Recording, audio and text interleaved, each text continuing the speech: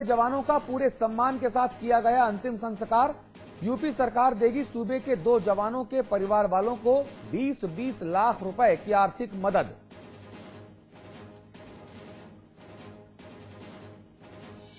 और नवरात्र के पहले दिन मंदिरों में श्रद्धालुओं का उमड़ा सैलाब। भक्त कर रहे हैं मां शैलपुत्री की पूजा अर्चना। देश भर में मंदिरों को धूमधाम से सजाया गया।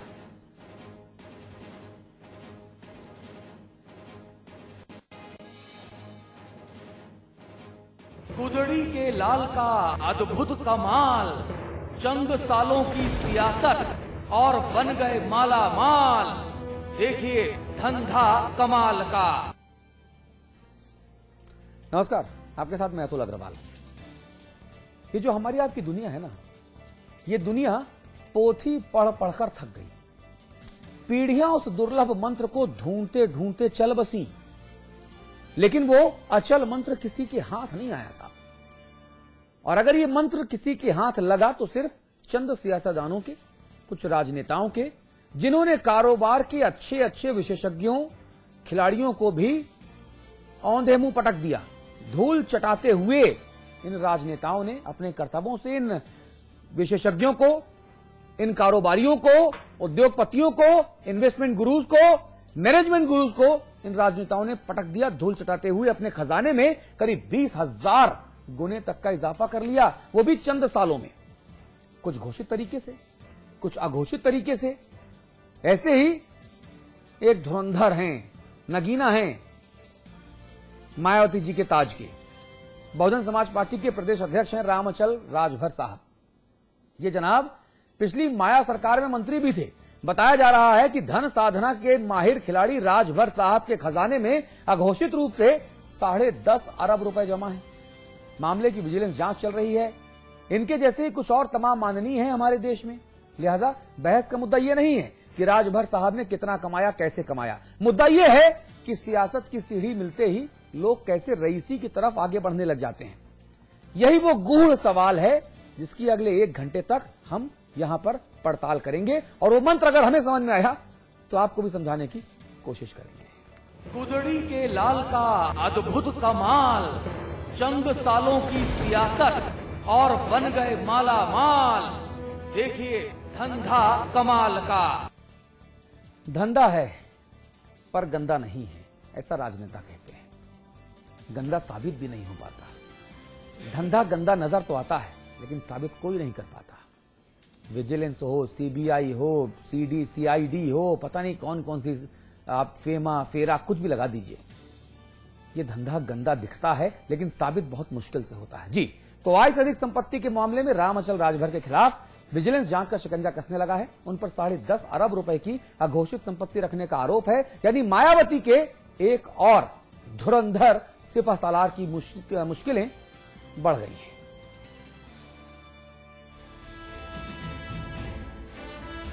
ये कौन सा गुलाल है, ये कौन सा मंत्र है जिसके तिलक से राजयोग और जिसके उच्चारण मात्र से सत्ता तंत्र की समूची शक्ति इंसान में संचारित होने लगती है। ये सवाल इसलिए क्योंकि चंद सालों में 10 अरब से ज्यादा की कमाई का जो फॉर्मूला दुनिया का कोई भी बड़ा से बड़ा बिजनेसमैन हासिल नहीं कर पाया, वो एक गुदड़ी के लाल ने कर दिखाया। नाम है रामअचल राजभर। औसत से भी निचले दर्जे के लो प्रोफाइल सियासतदान जो फिलवक्त उत्तर प्रदेश बीएसपी के अध्यक्ष हैं।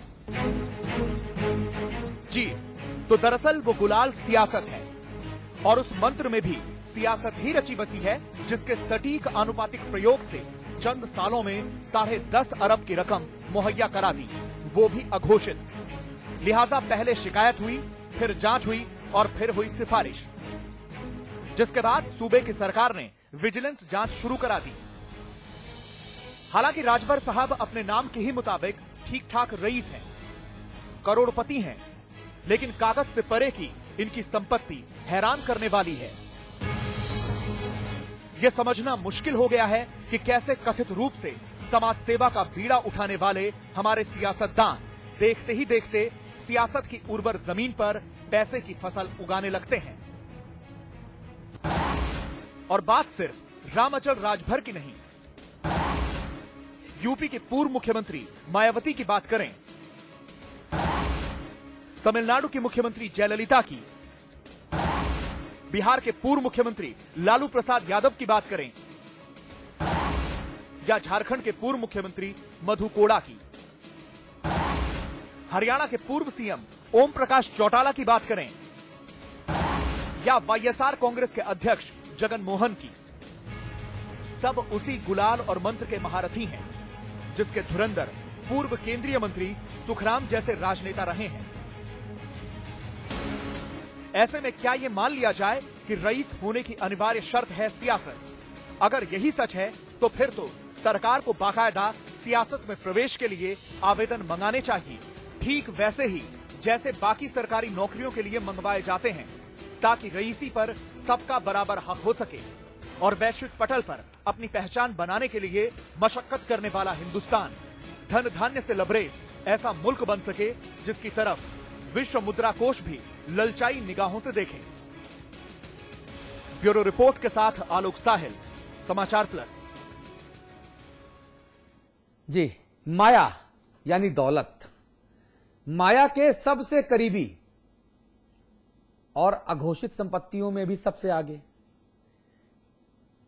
गजब हो गया। मायावती ने जब 1,000 रुपए की नोटों की माला पहनी, अगले दिन नसीमुद्दीन सिद्दीकी आए दहाड़े और कहा कि दलित की बेटी जब दौलत का वर्ण करती है तो मनुवादियों के पेट में मरोड़ पड़ने लगती है। अब क्या हो रहा है? अब नसीमुद्दीन जी बताएंगे, मौर्य जी बताएंगे कि अब किसके पेट में और कैसे मरोड़ पड़ रही है। गजब हो गया भाई। आप पूरा प्रदेश, आप पूरा देश लूट के खा जाइए, डकार भी मत लीजिए, और जो बोले उसको मनुवादी बता दीजिए। यह बसपा का फंडा है। सपा हो, कांग्रेस हो, तमाम दूसरे दल हो, भाजपा हो, वहां पर भी एक से एक धुरंधर पड़े हैं। अब आप जो बैठे हैं हमारे साथ, गोपाल राय साहब, अब इनके कोई ऐसी करामात बाहर आए नहीं, क्योंकि सत्ता इनको मिली नहीं। अब जब सत्ता इनको मिलेगी, अगर मिलेगी, तब देखेंगे कि ये क्या करते हैं। गोपाल राय साहब, सही कह रहा हूं मैं?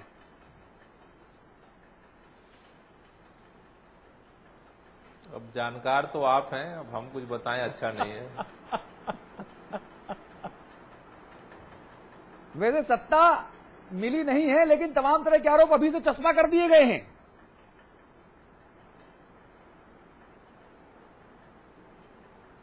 नहीं, देखिए, आरोपों का मसला अलग है। हर लुटेरा जब भी उसके ऊपर अंगुली उठती है, हाँ। तो अपने बचने के लिए कुछ जबान तो चलाएगा ही, लेकिन मसला उससे नहीं है। इस देश के अंदर एक जागरण पैदा हो रहा है, और वह जागरण निश्चित रूप से जो वर्तमान राजनीति के जो सारे फंडे हैं उसको पलटना चाहता है।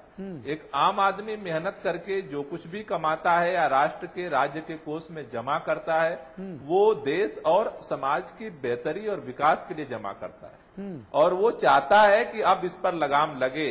देश के अंदर अगर आम आदमी पार्टी का जन्म वर्तमान राजनीति की समस्त परंपराओं को खंडित करने के लिए, तोड़ने के लिए है, विध्वंस करने के लिए है, क्योंकि जब तक ये राजनीति का वर्तमान फंडा विध्वंस नहीं होता है, वो खंडित नहीं होता है, नए भारत का निर्माण करना और भ्रष्टाचार पर लगाम करना मुश्किल काम है। इसलिए वर्तमान राजनीति की समस्त परंपराओं को तोड़ने का ही नाम है आम आदमी पार्टी। जी, अमिताभ अग्निहोत्री जी, मैं चाहूंगा कि जरा आप हमारे सारे मेहमानों को एक बार आज का मुद्दा जरा क्लियर कर दें, उसके बाद चर्चा को आगे बढ़ाया जाए। देखिए, ये विषय हमने केवल राम अचल राजभर की मीमांसा के लिए नहीं लिया। हाँ।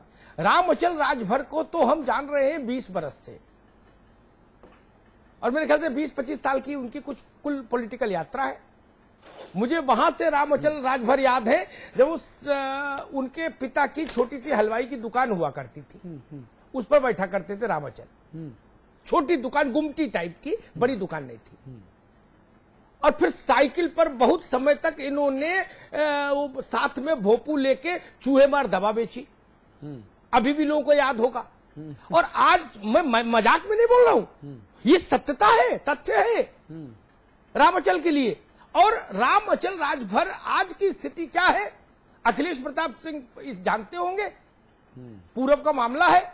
आज स्थिति यह है कि अकबरपुर के आसपास कहीं नजर दौड़ा दीजिए, जहां जमीन दिख जाए आपको, और पूछिए भैया किसकी है, 90% जगह जवाब मिलेगा रामअचल राजभर की। ये स्थिति हो गई। मैंने जब इस विषय को चुना तो इसलिए चुना कि हिंदुस्तान वो बदकिस्मत मुल्क है जिसके 6 पूर्व मुख्यमंत्री आय से अधिक संपत्ति के मामले में अदालतों में कटघरे में खड़े हैं। ये बदकिस्मत मुल्क है। ये विषय हमने इसलिए चुना कि हम जानना चाहते थे कि जो कला वॉरेन बफेट नहीं जान पाया, जिसको दुनिया का सबसे शार्प इन्वेस्टर कहा जाता है, इन्वेस्टमेंट का जिसको महामानव कहा जाता है, वो नहीं सीख पाया, वो हमारे यहां के ये लोग सीख गए जो औपचारिक शिक्षा भी बहुत नहीं पाई। हालांकि रामअचल तो अंग्रेजी में एमए है, एलएलबी भी है, लेकिन जिनको नहीं थी, बाबू सिंह कुशवाहा को तो शिक्षा नहीं थी। बाबू सिंह कुशवाहा को मुझे वो भी याद है जब ये लकड़ी की टाल में चलाते थे, लकड़ी की टाल, एक पजामा पहनते थे और कमीज पहनते थे ऊपर। अब अरबों के स्वामी हो गए, अरबों के। मैं समझ नहीं पा रहा। अरे जयललिता का एक बार तब भी समझ में आता, सिनेमा में काम करती थी, कुछ मेहनताना अच्छा मिलता होगा सिनेमा वालों को भाई। जो साइकिल जिनको नसीब नहीं थी, वो चार्टर्ड प्लेन अपने घर में खड़े करने लगे। ये कौन सा मंत्र है, ये कौन सा तंत्र है, कौन सा टोटका है, कौन सी कर्ण पिशाचिनी है, कौन सी डाकनी विद्या है, शमशान की अघोर साधना है, ये क्या है? ये तो समझना मुझे पड़ेगा। माया महा ठगनी हम जानी, कबीर ने कहा।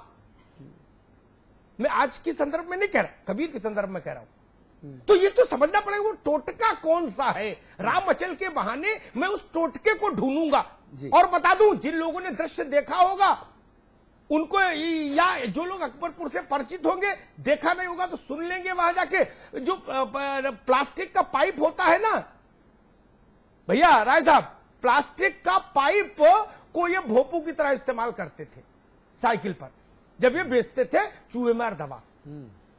ये चूहे मार दवा बेचते बेचते अनिल अंबानी को फेल कर दिया, मुकेश अंबानी को फेल कर दिया। अरे वो तो कुछ लगा के कमाए, ये भाई तो 1,000 करोड़, 1,050 करोड़ बिना लगाए। अमिताभ अग्निहोत्री 14 घंटे की नौकरी बेकार कर रहे हैं भाई। अतुल अग्रवाल 14 घंटे अपने गले को कष्ट दे रहे हैं बेकार। क्यों? ऐसा चोखा धंधा हम क्यों नहीं करें, सब क्यों नहीं करें इस देश में? फिर हम कहते हैं सार्वजनिक शुचिता लाइए। अखिलेश जब चौटाला होंगे, जयललिता होंगी, लालू जी होंगे, प्रातः स्मरणीय मधु कौड़ा होंगे, मायावती जी होंगी, मुलायम सिंह जी होंगे, नाना प्रकार के लोग होंगे। और अखिलेश भाई बैठे, इनकी पार्टी के एक पितामह है, उनकी भी जरा बात बता दूं, नहीं तो वन साइडेड हो जाएगा कि थर्ड फोर्स पर मार कर रहे हैं अमिताभ जी। कांग्रेस के प्रति सॉफ्ट है। पुणे में दुकान नहीं, वो भी इन्हीं के भाई थे, रामअचल के। गुमटी थी, खोखा जिसको बोलते हैं उत्तर प्रदेश में। चाय और समोसा बेचा करते थे, एक कढ़ाई थी, 50 समोसे बना पाते थे दिन भर में, वो ही बेच लेते थे। वो चलाते थे कौन? सुरेश कलमाडी। मुरारजी भाई का दौरा हुआ, एक चप्पल मार दी इन्होंने मुरारजी भाई के। आदरणीय संजय जी जिंदा थे, व्यक्तियों को चुनने की कला उनमें भी अद्भुत थी। संजय गांधी, पूरा बोलिए। संजय गांधी, वो भी अद्भुत संत थे इस देश की धरती पर।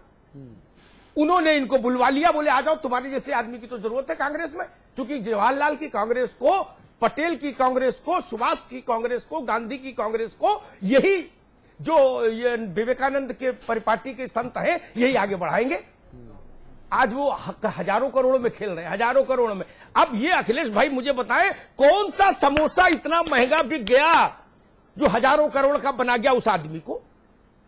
इसलिए आज ये सवाल लेके आया हूं। फिर मैं कहूं, रामअचल व्यक्ति के तौर पर इतने बड़े नहीं कि उनके लिए हम 1 घंटा खराब करते जी। ये प्रकृति, ये टेंडेंसी, ये चाल, ये चेहरा, ये चरित्र, इस पर बात करने आया अखिलेश जी। और बात बड़ी मौजूद भी है।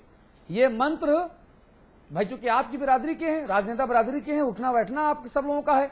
मैं चाहता हूं ये मंत्र एक बार हमें बताएं। हम इस मंत्र का उतना ही इस्तेमाल करेंगे जितने में जेल न जाना पड़े। नहीं, ये मंत्र सबको पता है। देखिए, पिछले 20 सालों से जब लिबरेशन हुआ और पैसे की आमद हिंदुस्तान में बहुत बढ़ी और नेशनल पार्टियां कमजोर हुई, रीजनल पार्टियां बढ़ी, तो नोट बैंक और वोट बैंक, ये दो टारगेट हुए सबके। सिर्फ नोट बैंक और वोट बैंक हम कैसे कंसोलिडेट करें।